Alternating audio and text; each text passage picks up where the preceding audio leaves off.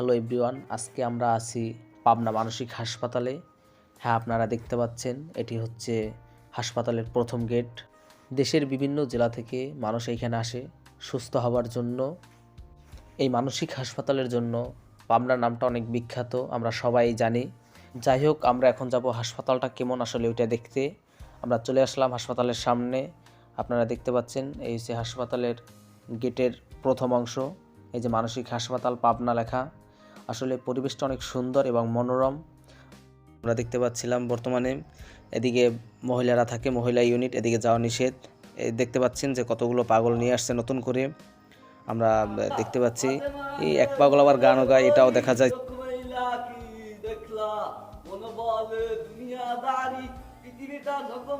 এক ভাই কোরআন তেলাওয়াত করবে, আমরা শুনবো এখন সুন্দরভাবে মনোযোগ দিয়ে।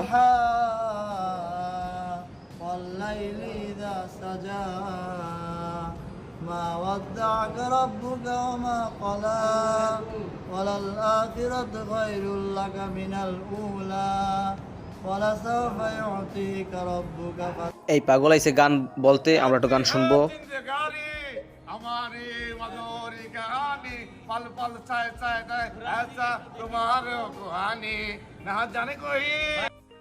দেখেন, এক পাগলের কাছে আর একটা পাগল এসে বসলো। আমি এইখানে না আসলে বুঝতেই পারতাম না যে মানুষ তার স্মৃতিশক্তির কাছে কতটা অসহায়।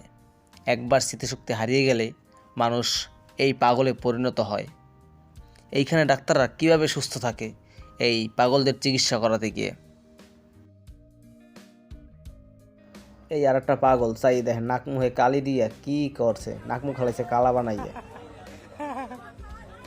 ওরে পাগলের কাহিনী, এত পাগল আছে দুনিয়ায়, ইয়া তো জানতাম না আসলেও। পাগলে আবার ঘুমাইছে, আর পাগলের কাম কাইস চাইতেন একটু পাওলারাই কেমন করে আবার। আর ওর কাহিনীকে মুই পেয়েছিলাম জম্মের মতন ভয়। ও কাহিনী আর শেষ নাই। এইটি হাসপাতালের ভিতরের সুন্দর এবং মনোরম পরিবেশটা আসলে দেখতে খুবই সুন্দর।